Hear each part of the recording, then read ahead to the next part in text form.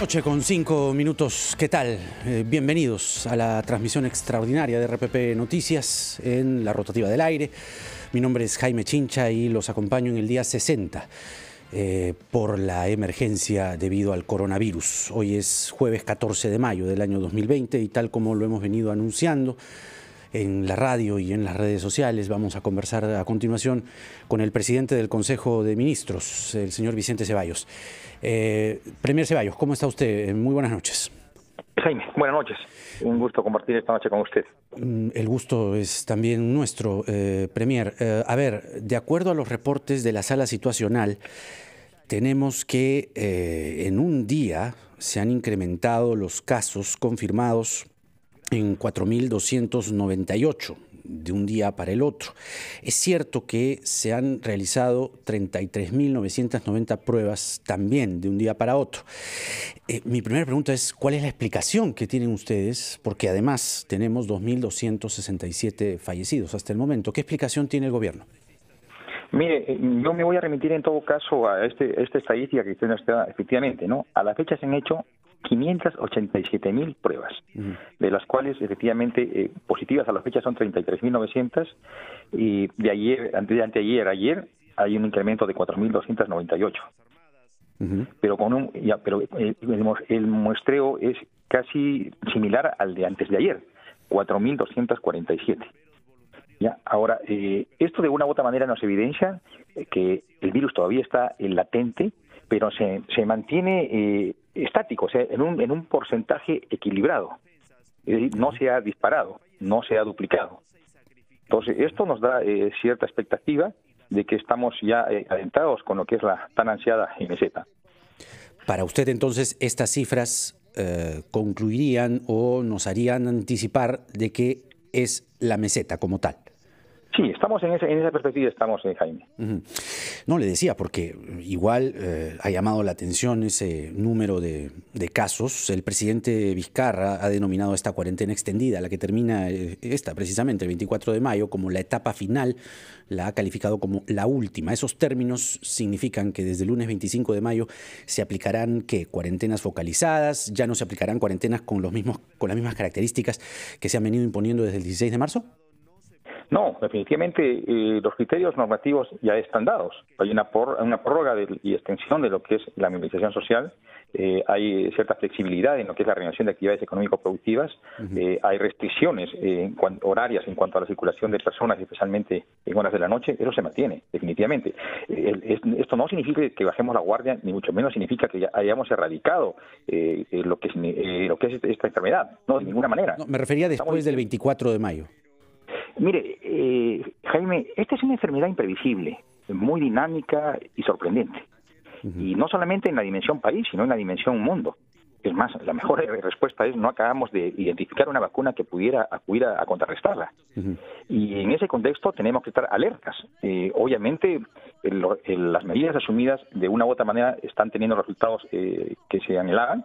Sin embargo, esto no significa flexibilizar las medidas, ni mucho menos caer en un exceso de confianza. No, le decía si es que van a variar después del 24 de mayo las medidas restrictivas tal y como están ahora, o eso todavía está en evaluación. No, es un permanente proceso de evaluación y las medidas que se tomen tienen que estar premunidas de un informe médico-científico que nos alcanza el Ministerio de Salud con sus equipos científicos respectivos. Son 70 profesionales que vienen acompañando al ministro Víctor Zamora en la toma de decisiones. Y a efecto de ello es que nosotros tomamos las decisiones. Le preguntaba también por la llamada meseta que usted está señalando que de acuerdo a las cifras de hoy estamos en ella, porque expertos, y no cualquiera, el señor Oscar Ugarte, que ha sido ministro de Salud y ahora es funcionario de Salud, sostiene más bien que no estamos llegando a la meseta, que lo descarta desde su punto de vista. ¿Se están adelantando? No, yo he conversado largamente ahora en la mañana con el doctor Oscar Ugarte, que está cerca de 15 días y que hay que reconocerle su esfuerzo y compromiso en representación de salud en la propia ciudad de Iquitos. Y hemos compartido largamente algunas inquietudes respecto a cómo viene evolucionando esta delicada y compleja enfermedad. Como le reitero una vez más, no es para mantener una expectativa en demasía, no, sencillamente es asumir con mucha prudencia y mucha responsabilidad. Vamos al tema de los mercados, señor primer ministro, porque sin duda, de acuerdo a las cifras mostradas ayer en la conferencia, pues se ha encontrado y evidenciado que son uno de los principales, si no el principal foco de contagio. El que más ha preocupado es el mercado de frutas, 79% de comerciantes contagiados. Sin embargo, el alcalde George Forsyth ha dicho que ese mercado no se cierra. ¿No debería más bien cerrarse por un corto tiempo y además de hacer una limpieza profunda, modificar radicalmente los protocolos? ¿Qué coordinaciones tienen con el señor Forsyth? Miren, hemos identificado dos focos de contagio bastante considerables y que obviamente motivan a una necesaria reacción. En primer lugar, el tema de bancos y la aglomeración de personas que van a cobrar sus bonos, y también el tema de mercados. Tenemos un mapeo de alrededor de 2.000 mercados en todo el país, de los cuales en riesgo hay 230, y en una primera etapa hemos priorizado una atención en 33 mercados, de los cuales 26 son de Lima y Callao. Ahora, obviamente, con estas medidas que estamos haciendo de levantar muestreos indistintamente en los mercados considerados en esta primera fase, lo que se quiere primero es dar un mensaje de responsabilidad y de eficacia, pero también despertar la alarma del alto poder contagioso que tiene la aglomeración y desorden que motiva una concurrencia masiva de personas. O sea, a efecto de ello, creo que acá tiene que darse un mayor nivel de coordinación entre las autoridades municipales y las autoridades nacionales, en este caso del Poder Ejecutivo. Acá no se trata de tomar alguna medida impositiva, sino poner su mejor predisposición en los niveles de autoridad que se tenga para consistenciar de mejor manera alternativas y estrategias para evitar mayores contagios. Entiendo que en los mercados, las ferias generan una dinámica económica y social importante, pero esto no puede sobrepasar lo que son las condiciones mínimas o ponderadas de lo que es la salud pública. Por eso le preguntaba qué va a pasar con el mercado de frutas. El señor Forsyth, si bien es cierto, reconoce lo que usted dice, no se cierra, no se están cambiando los protocolos radicalmente, que es lo que debería pasar, y no cree que debería cerrarse más bien por corto tiempo, pero cerrarse para limpiarse. Sí, ese espacio no está cerrado, lo que obviamente la primera recomendación es cerrarlo temporalmente, no de manera indefinida, y acudir inmediatamente a los procesos de salubridad, que son la fumigación, participar de un mejor ordenamiento en la parte de la comercialización y sobre todo el ingreso de compradores. O sea, son fases de ineludible atención. Ahora, yo quiero entender esta posición del señor alcalde Forsyth, obviamente como una posición inicial. Y espero, y él está permanentemente conversando con quien tiene esta responsabilidad de parte nuestra, que es el ministro de Defensa, que se pueda llevar a un entendimiento.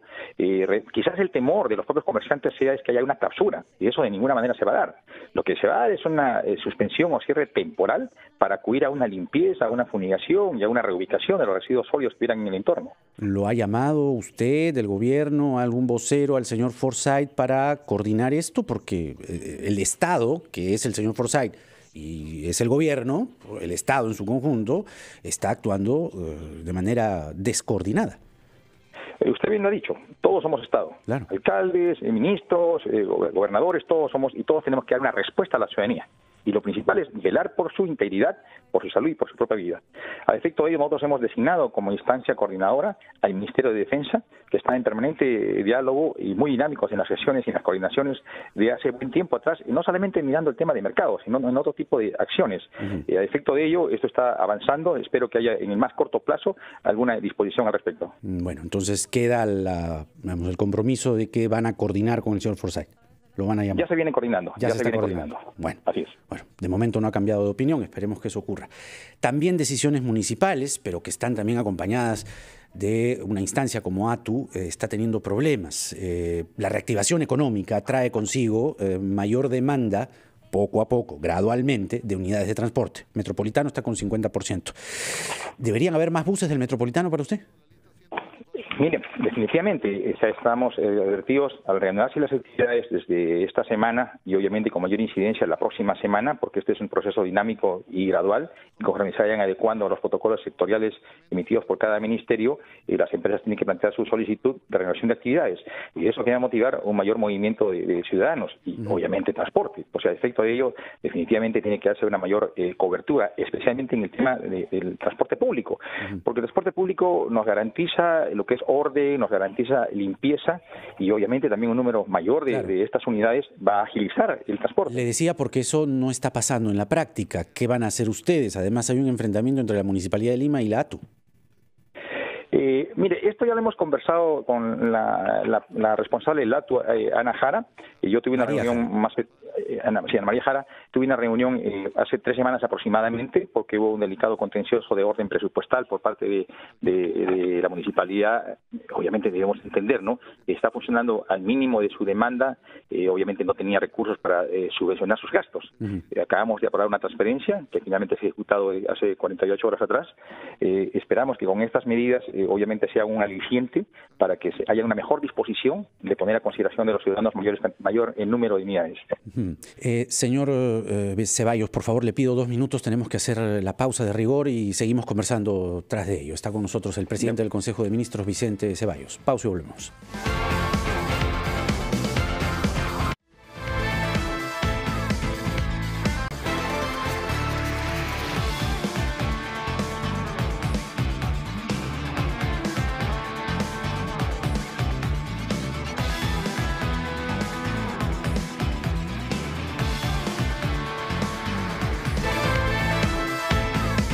8:18, estamos conversando con el presidente del Consejo de Ministros, Vicente Ceballos.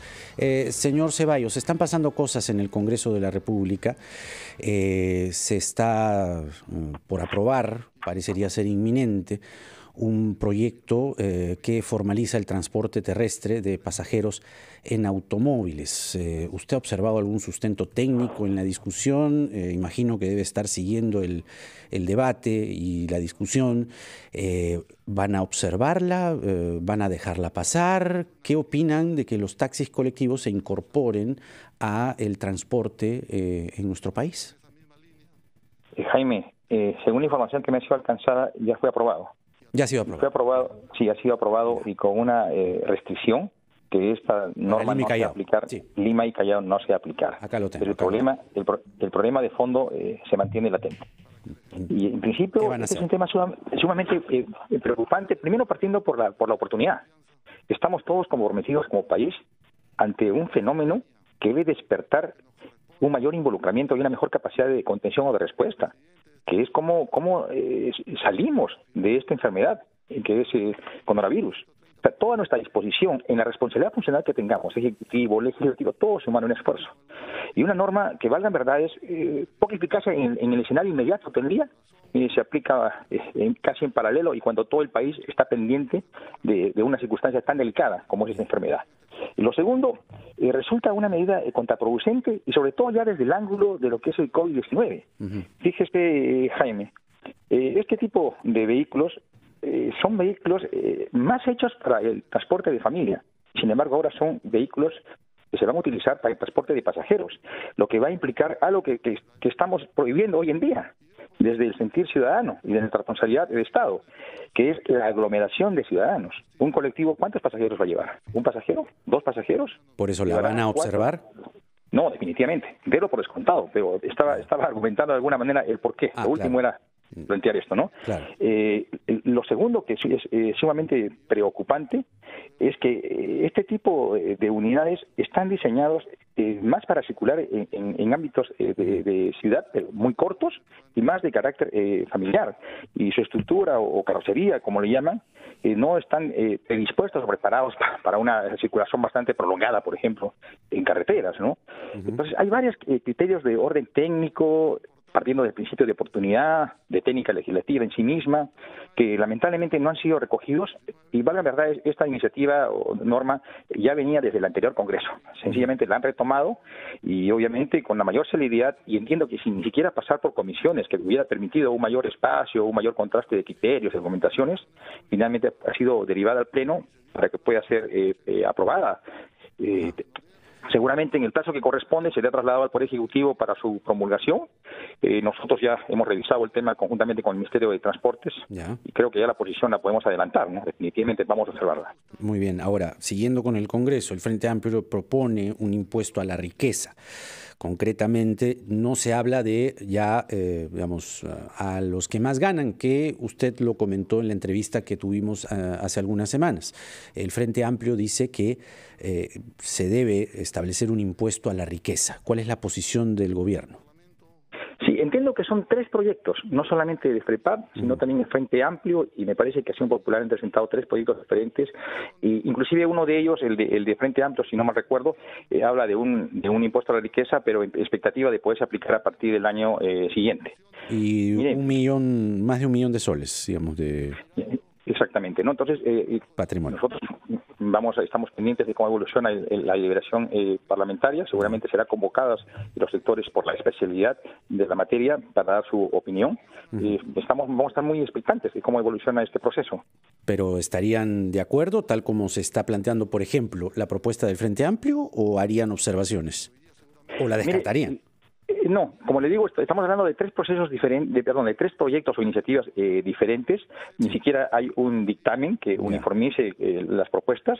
Todavía no podemos adelantar opinión. Como le digo, nosotros tenemos que ir al Congreso a dar una opinión seguramente técnico especializada de los sectores. Uno más del Congreso archivó el proyecto de ley para la reforma del sistema de pensiones, pero han ido más allá hoy día y están anunciando que en no más de 3 meses tendrán un nuevo proyecto de reforma de AFP. ¿Considera que su proyecto, el proyecto del gobierno, ha sido menospreciado? Es decir, que no lo han evaluado. Si a mí me mandan al archivo un documento en el que he trabajado por semanas, me sentiría terriblemente mal. ¿Ustedes? Mire, a ver, creo que los gestos políticos cuentan mucho. Nosotros habíamos anunciado desde un primer momento y el propio presidente así lo anunció en 2 conferencias reiteradas, de que la posición del gobierno era que hubiera una revisión integral de todo el sistema previsional, es decir, no solamente AFP, sino también ONP. Sí. Y es en ese contexto que se planteó el proyecto de ley para constituir una comisión multisectorial con integrantes del Ejecutivo y también con integrantes del Legislativo, y poniendo un plazo máximo de 6 meses.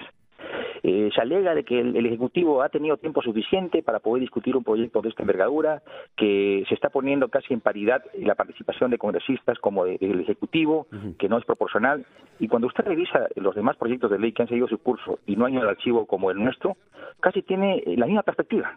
Entonces, obviamente se nota una clara connotación política de un gesto de ningunear la propuesta del Poder Ejecutivo. Ahora, en principio, hablar de sistema de pensiones, Jaime, y usted conoce mucho del tema porque he compartido con usted algunos comentarios, no es un tema cualquiera, es un tema de hace 20 años atrás. Y lo más importante, que el sistema de pensiones es una auténtica política pública, donde no solamente puede estar el compromiso, la opinión, la capacidad deliberativa del legislativo, sino también de todos los actores de la sociedad, en este caso el Poder Ejecutivo, la SBS, el BCR, los gremios profesionales. O sea, es decir, tiene que haber, en cierta forma, una participación que proponga al país una auténtica reforma de lo que es el tan aclamado por diversos congresistas, reforma del sistema previsional. Hasta ahora, para usted, el Congreso no ha planteado nada. Mire, hasta ahora, en principio, simplemente, yo estuve en un debate con la ministra de Economía a sustentar, obviamente, una propuesta alternativa a la devolución del 25%, y en ese momento yo recuerdo palabras textuales de un congresista que decía, esta es la gran reforma del sistema de pensiones. ¿Quién decía eso? Devolver el 25%. Un congresista en pleno debate, ¿no? ¿Y cuál es la gran reforma? ¿Devolver el 25%? La gran reforma no es revisar todo el sistema de AFP. La gran reforma no significa revisar lo que es la ONP con irrisorias pensiones. Creo que esa es la expectativa que queremos todos los peruanos. Y detrás de ello está pues la argumentación que planteó en su oportunidad el Poder Ejecutivo. Muy bien. Ahora, ¿usted cree que el Congreso está haciendo populismo en plena emergencia? Yo creo que el Congreso, y con la mayor consideración, no pase por alto que yo también he sido congresista, no está entendiendo la dimensión en la cual está comprometido el país. Y está siendo ajeno o se está distrayendo en temas escasamente constructivos como paliativos a esta crisis de salud en la cual nos encontramos inmersos. Pero por eso, ¿está haciendo populismo? ¿Qué demagogia? ¿Qué está haciendo? Yo que, mire, escasamente tiene 2 meses.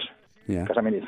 Me parece que todavía no acaban de acomodarse en el sillón congresal y están tomando algunas decisiones con mucha ligereza. Creo que esas decisiones de gran envergadura para el país tienen que ser tomadas con mucha prudencia, mucha responsabilidad. Ahora, sobre Reactiva Perú, señor Ceballos, de acuerdo a algunos empresarios que nos escriben, no todos, algunos bancos estarían favoreciendo a su cartera de clientes VIP, Reactiva Perú. Y las evidencias muy bien documentadas las tiene el ministro Edgar Vázquez, yo mismo se las he hecho llegar. Nos ha dicho que han evaluado en el Consejo de Ministros el tema. ¿Qué van a hacer? Sí, efectivamente, y doy testimonio de ello. Edgar Vázquez ha tenido una posición bastante firme y clara, Obviamente las reglas de juego están puestas en el propio marco normativo que hemos dado. Hay una participación directa de la SBS. Hay el riesgo de que algunos grupos económicos pudieran estarse favorecidos. Ya lo han mapeado entonces, ya lo tienen ahí. No, o sea, el tema lo tenemos sobre la mesa, pero no tenemos todavía ningún hecho concreto. No olvides que recién escasamente hace una semana atrás se estaban dando todavía las subastas, ¿no? 9 subastas hasta la fecha, ¿no? Por cerca de 25.000 millones. Y hemos ampliado a 30.000 millones más. Entonces, estamos pendientes. Si es necesario dotar al sistema de un marco normativo que lo haga más preciso o que dé mayores garantías para evitar todo tipo de distorsiones, tenga usted la seguridad que así será. Ahora, ¿no sienten que Reactiva Perú y la reactivación económica está un poco lenta? Es decir, hay una percepción y relatos, como le cuento, nos escriben empresarios de distintos sectores, turísticos, pero más que turísticos, incluso gastronómicos, notariales, etcétera, que sienten que está un poco lenta la reactivación, que no pueden comenzar, han cumplido ellos los protocolos, ministerios demoran, MINSA demora. ¿Qué está pasando? A ver, acá hay dos temas, ¿no? Uno el tema de Reactiva Perú y otro tema de reanudación de actividad. En el caso de Reactiva Perú, y mire qué importante que toques el tema, ¿no? Había una alerta, antes inclusive de que acuda lo que es el BCR a la subasta, de que se iban a cobrar tasas exorbitantes del 13%, del 15%, y sin embargo, miren, la tasa promedio con la cual se hayan cubierto estas 9 subastas es el 1.8%, bastante auspicioso. Siendo insuficiente, hemos aprobado recientemente una ampliación de 30.000 millones más. Y ojo, aquí actúa el gobierno como garante. Correcto. Entonces, esta es una inyección económica. El problema es a quiénes está llegando. Exacto. Por eso le decía que si es necesario, o sea, en principio las reglas están puestas. Ya. Si aún, a pesar de las reglas claras que se han regulado en el marco normativo que hemos aprobado, fueran insuficientes o hubiera una distorsión de lo que se persigue, definitivamente tenemos que corregirla de forma inmediata. O sea, le reitero una vez más, allí no quepa ninguna duda. Sobre la reactivación, permítanos, sí, tenemos que hacer la pausa, perdónenos, pero la reactivación es muy importante, lo vamos a tocar en el siguiente segmento de La Rotativa del Aire. Regresamos con el Premier.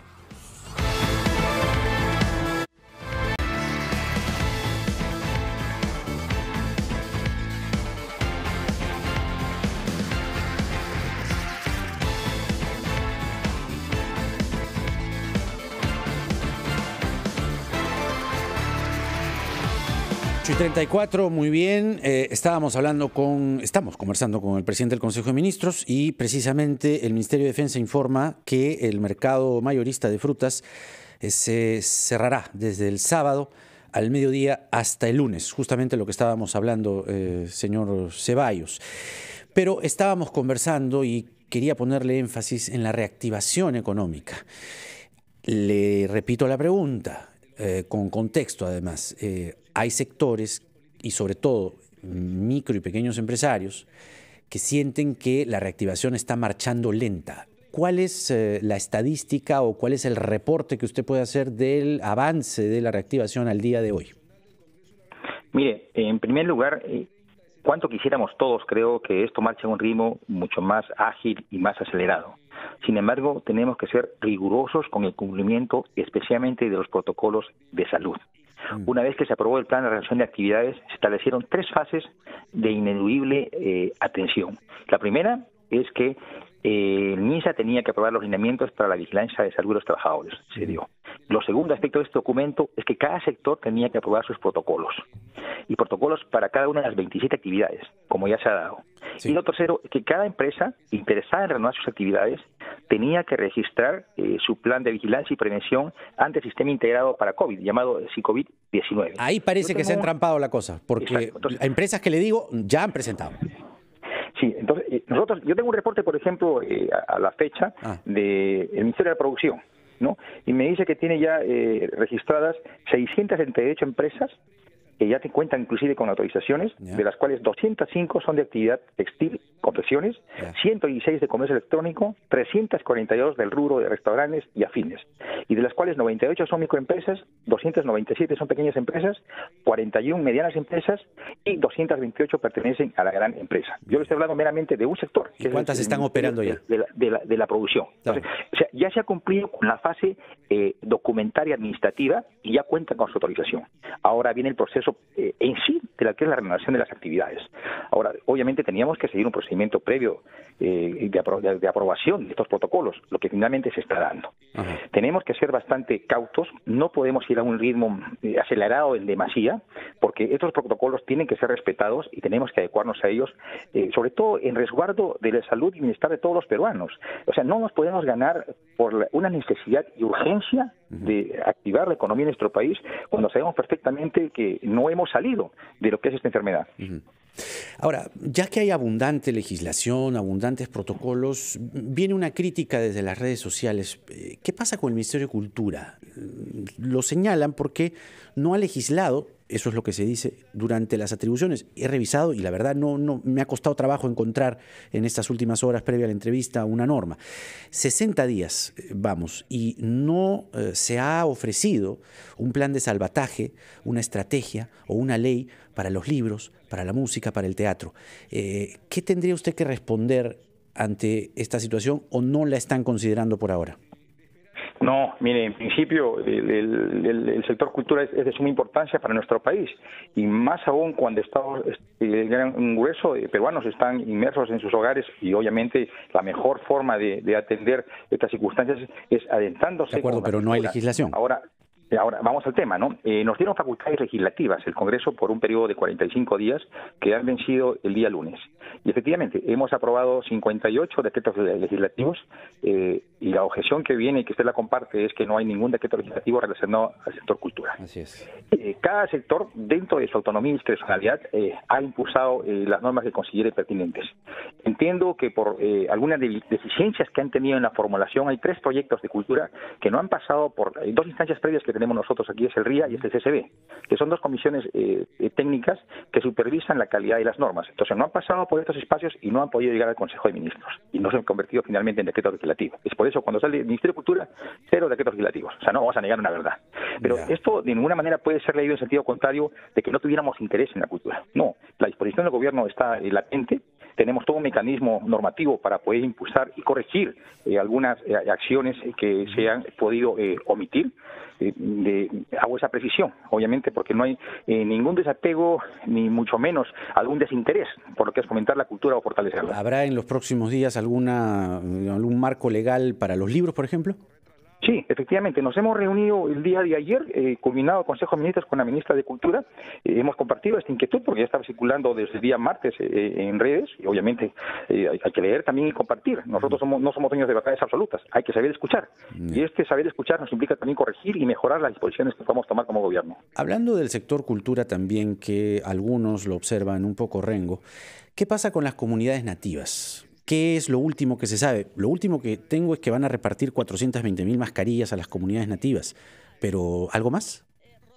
No, mire, acá tenemos dos problemas, ¿no? Un primer problema está relacionado a lo que significa una comunidad que está en el entorno de aquí de Lima, ¿no? Cantagallo. Cantagallo, efectivamente. Son alrededor de 400 familias, son más de 1.000 personas que están acá, cerca inclusive acá a Palacio de Gobierno, ¿no?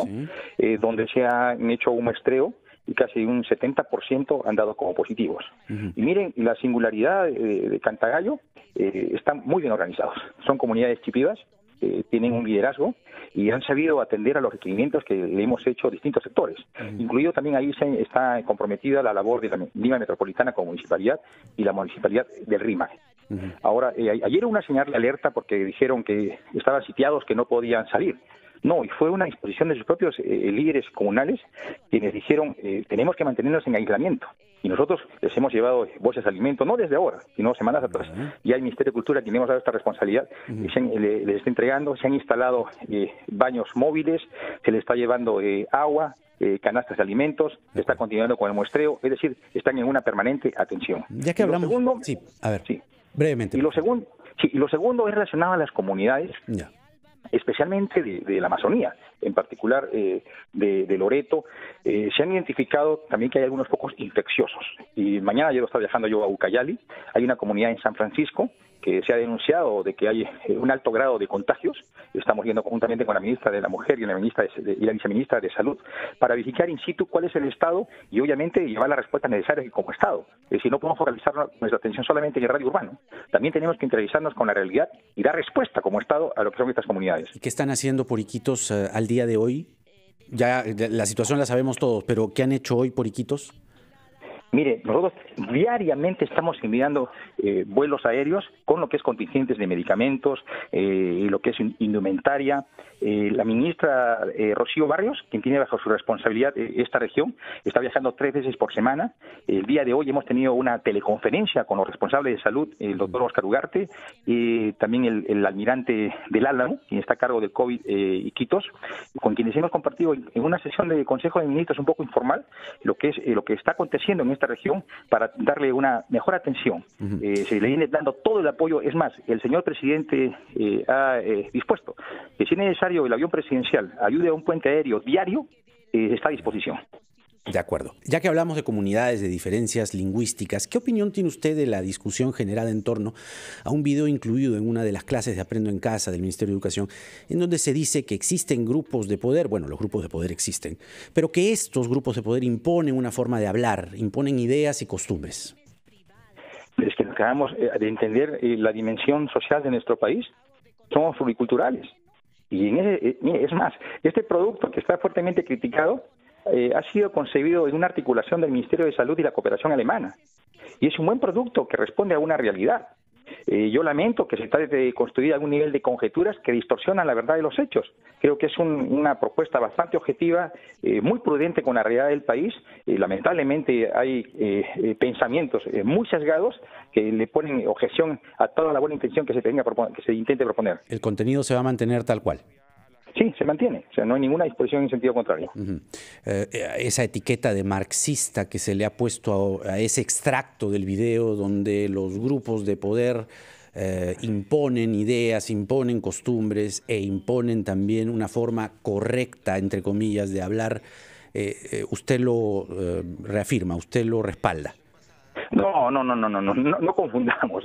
De un tiempo a esta parte yo no sé por qué fluye con cierta ligereza el cliché de comunista, de marxista, cualesquiera que sea la decisión que tomemos como gobierno. Creo que tenemos que superar esas etapas ya bastante retrógradas, ¿no?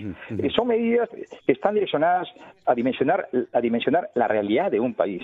Este es un país pluricultural y hay que entenderlo en esa dimensión. Ahora, ¿puede usted decir específicamente quiénes son, o identificarlos, si se puede, con nombre y apellido, por grupos, quiénes son los maestros de la desinformación y los doctores del pesimismo? Una pregunta con bastante sarcasmo, Jaime. No. He usado los términos que usó el presidente, no yo.